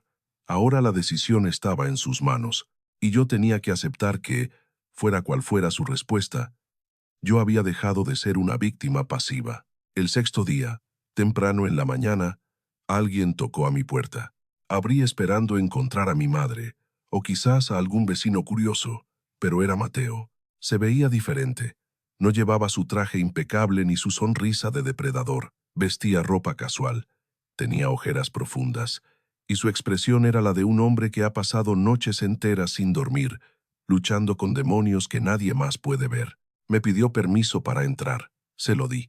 Nos sentamos en la sala, en los mismos lugares donde habíamos estado una semana antes. Pero la atmósfera era completamente diferente. No había tensión, ni amenazas, ni juegos de poder. Solo dos personas agotadas que habían llegado al final de un camino muy largo. Mateo habló primero.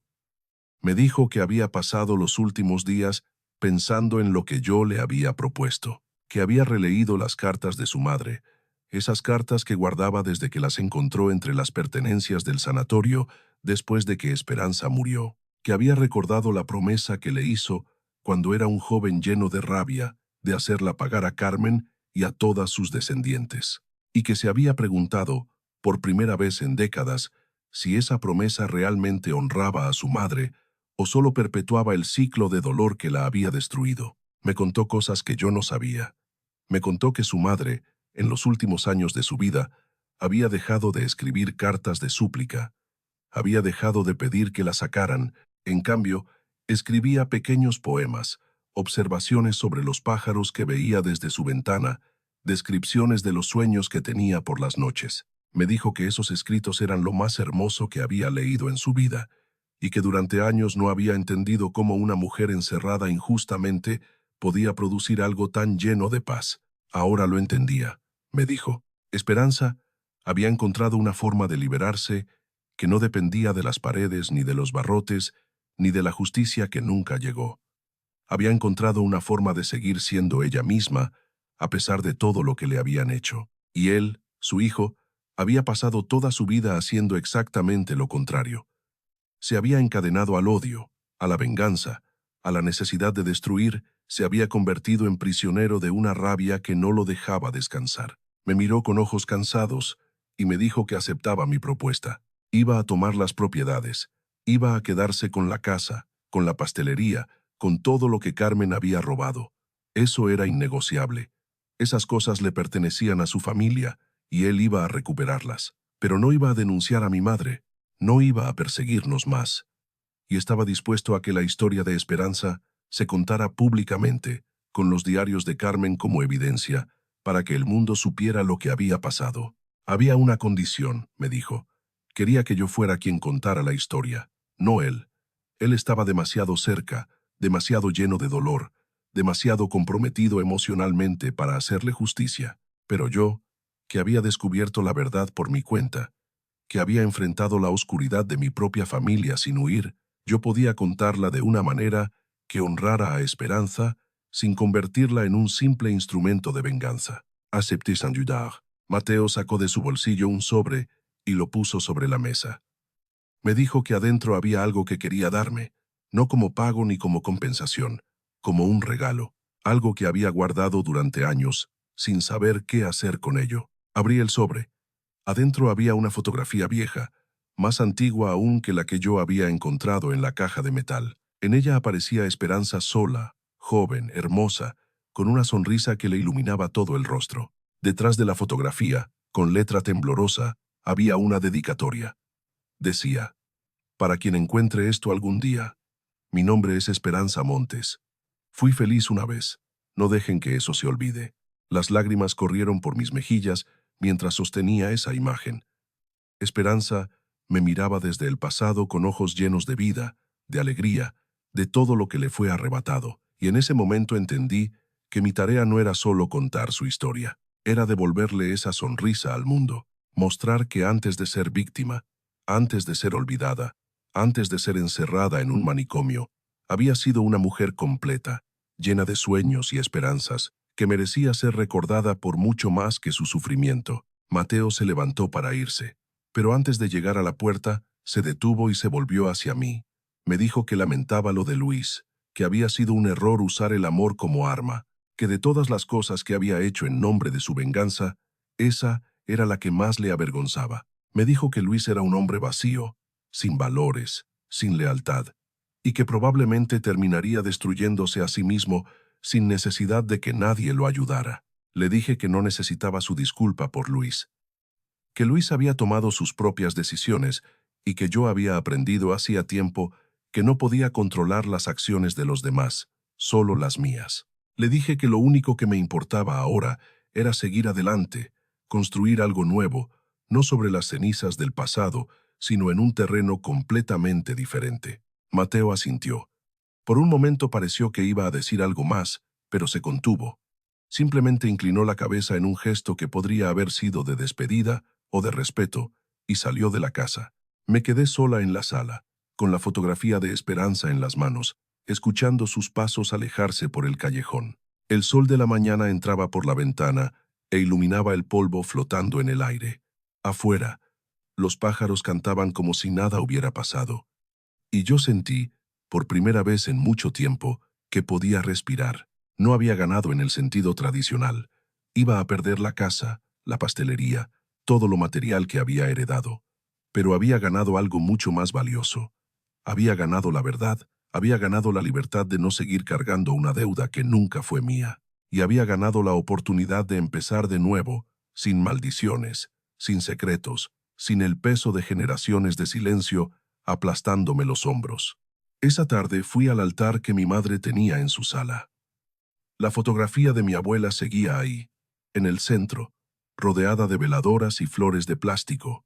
La miré durante un largo rato, tratando de reconciliar la imagen de la matriarca, venerada con la mujer cruel que había destruido a su propia hermana. No pude. Eran dos personas diferentes, y la que yo había conocido toda mi vida era una ficción. Tomé la fotografía del altar y la guardé en un cajón.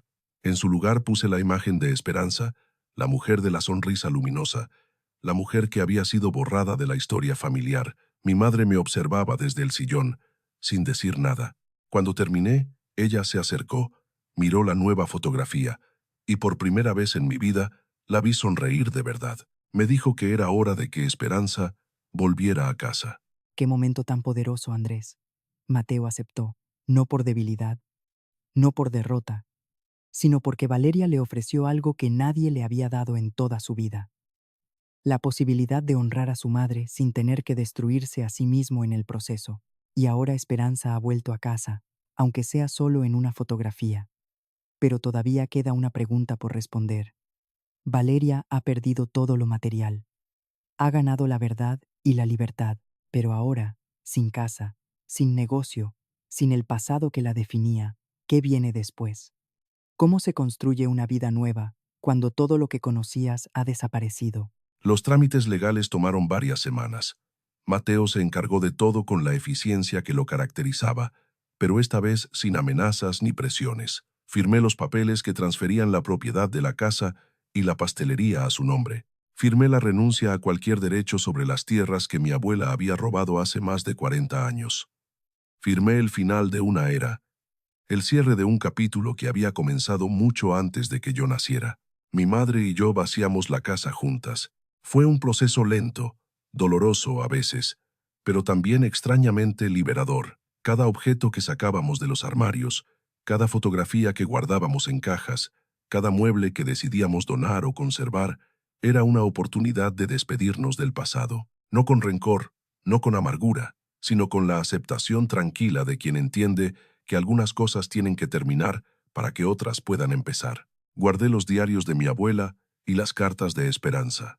Eran documentos importantes, evidencia de un crimen que merecía ser conocido. Pero también guardé otras cosas. Las recetas de pan que habían pasado de generación en generación, los moldes de cobre que mi abuela usaba para hacer galletas en Navidad, el delantal bordado que ella llevaba puesto en mis primeros recuerdos de la pastelería. Esas cosas no estaban manchadas por lo que Carmen había hecho. Eran parte de mi historia, de mi infancia, de la mujer que yo había sido antes de saber la verdad. Y yo quería conservarlas, no como reliquias de un pasado idealizado, sino como recordatorios de que incluso en las familias más dañadas puede haber momentos de amor genuino. La última noche en la casa, salí al patio y me senté bajo el árbol de jacaranda. Era primavera otra vez, y las ramas empezaban a llenarse de flores moradas. El mismo árbol bajo el cual mi abuela había enterrado sus secretos. El mismo árbol que Esperanza mencionaba en sus cartas desde el manicomio, soñando con una casa grande y flores moradas que nunca volvió a ver. Me quedé ahí durante horas, mirando las estrellas, sintiendo la brisa fresca de la noche, despidiéndome de un lugar que había sido mi hogar durante toda mi vida. No sentía tristeza. No exactamente. Sentía algo más complejo, una mezcla de duelo y alivio, de nostalgia y esperanza. Estaba cerrando una puerta, sí, pero al mismo tiempo estaba abriendo otra, y aunque no sabía exactamente qué había del otro lado, ya no tenía miedo de averiguarlo. A la mañana siguiente, mi madre y yo tomamos un autobús hacia la Ciudad de México. Habíamos decidido juntas que necesitábamos un cambio radical, un lugar donde nadie nos conociera, donde pudiéramos empezar de cero sin el peso de los apellidos y las historias. Mi madre tenía una prima lejana que vivía en la capital y que nos ofreció quedarnos con ella mientras encontrábamos algo propio. No era un plan perfecto, pero era un comienzo. Los primeros meses fueron difíciles. Vivíamos en un cuarto pequeño, dormíamos en colchones prestados, comíamos lo que podíamos pagar con los pocos ahorros que mi madre había logrado esconder durante años. Yo busqué trabajo en panaderías, en cafeterías, en cualquier lugar donde mis habilidades pudieran servir. Mi madre, por primera vez en su vida, empezó a trabajar fuera de casa, haciendo limpieza en oficinas y casas particulares. Era duro, agotador, humillante a veces, pero también era honesto. Era nuestro, era algo que estábamos construyendo con nuestras propias manos, sin deudas ocultas, sin secretos, sin la sombra de nadie persiguiéndonos. Encontré trabajo en una panadería pequeña en el barrio de Coyoacán. El dueño era un hombre mayor, viudo, que había heredado el negocio de su padre y que buscaba a alguien que supiera hacer pan de verdad, no el pan industrial que vendían en los supermercados. Cuando probó las conchas que yo preparé para mi entrevista, me contrató en el acto. Me dijo que hacía años que no comía algo tan bueno, que mis manos tenían magia, que yo iba a ser la salvación de su negocio. No era magia, por supuesto, era experiencia. Eran años de levantarme antes del amanecer para amasar, de aprender los secretos de la fermentación, de entender cómo el calor y el tiempo transforman ingredientes simples en algo que alimenta no solo el cuerpo, sino también el alma. Todo eso lo había aprendido en la pastelería de mi abuela, bajo su supervisión, con su guía, y aunque ahora sabía la verdad sobre quién era Carmen realmente, no podía negar que también me había dado algo valioso. Me había enseñado un oficio, me había dado las herramientas para sobrevivir. Con el tiempo, don Aurelio, el dueño de la panadería, empezó a confiarme más responsabilidades. Me dejaba experimentar con nuevas recetas, atender a los clientes, manejar la caja. Me trataba como a una hija, con cariño y respeto, sin esperar nada a cambio más que mi trabajo honesto. Y yo, que había aprendido a desconfiar de la amabilidad masculina después de lo de Luis, Descubrí que todavía existían hombres buenos en el mundo, hombres que no querían usarte ni manipularte, hombres que simplemente querían compartir lo que tenían. Un año después de llegar a la Ciudad de México, don Aurelio me hizo una propuesta. Quería retirarse, me dijo. Estaba viejo, cansado, y ya no tenía la energía para seguir manejando el negocio. Sus hijos no estaban interesados en la panadería, preferían sus trabajos de oficina y sus vidas en el extranjero.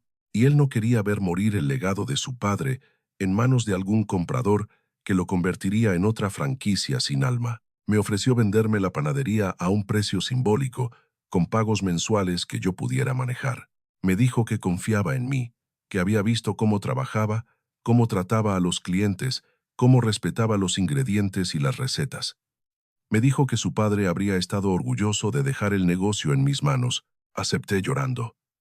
No de tristeza, sino de gratitud, de incredulidad, de la sensación abrumadora de que, después de todo lo que había perdido, la vida me estaba dando una segunda oportunidad que yo no había pedido ni esperado. La panadería se llamaba El Trigo Dorado.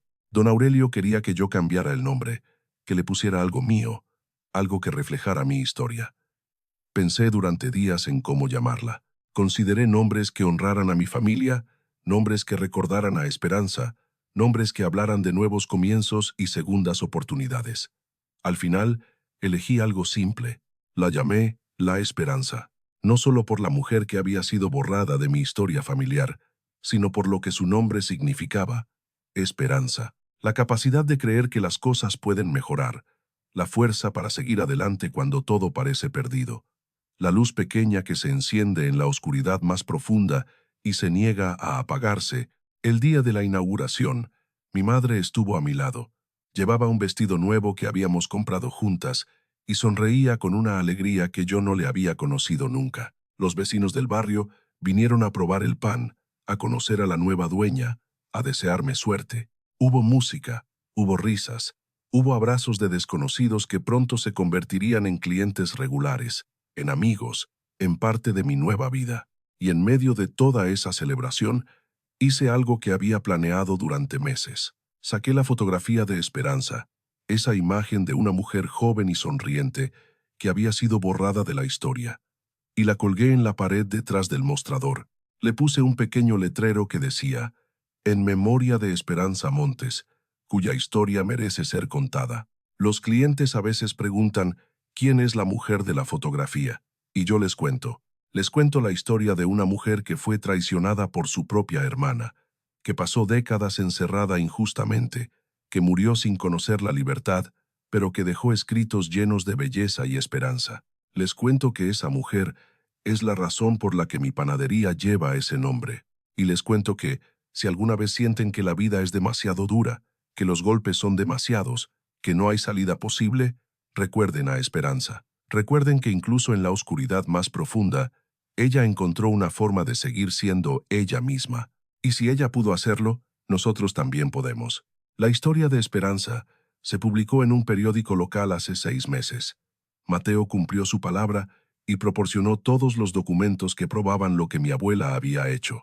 Hubo un pequeño escándalo, algunas voces indignadas, un par de amenazas de personas que conocían a mi familia y que se sentían traicionadas por la revelación. Pero también hubo algo más. Hubo personas que se acercaron a mí para agradecerme, personas que tenían sus propios secretos familiares, sus propias víctimas olvidadas, sus propias verdades enterradas bajo años de silencio. Me dijeron que mi valentía les había dado permiso para empezar a desenterrar las suyas. No sé qué pasó con Mateo después de todo aquello. No hemos vuelto a hablar. Sé que se quedó con la casa de mi abuela, que la vendió, que usó el dinero para algo que no conozco. Espero que haya encontrado la paz que buscaba. Espero que la venganza que consumió su vida durante décadas haya dado paso a algo más suave, más humano. No lo sé con certeza, pero elijo creer que sí. Y Luis, el hombre que usó mi amor para destruirme, desapareció por completo. A veces pienso en él, no con odio ni con rencor, sino con una especie de lástima distante. Debe ser terrible vivir sin valores, sin lealtad, sin la capacidad de amar de verdad. Debe ser una forma de cárcel peor que cualquier celda de piedra.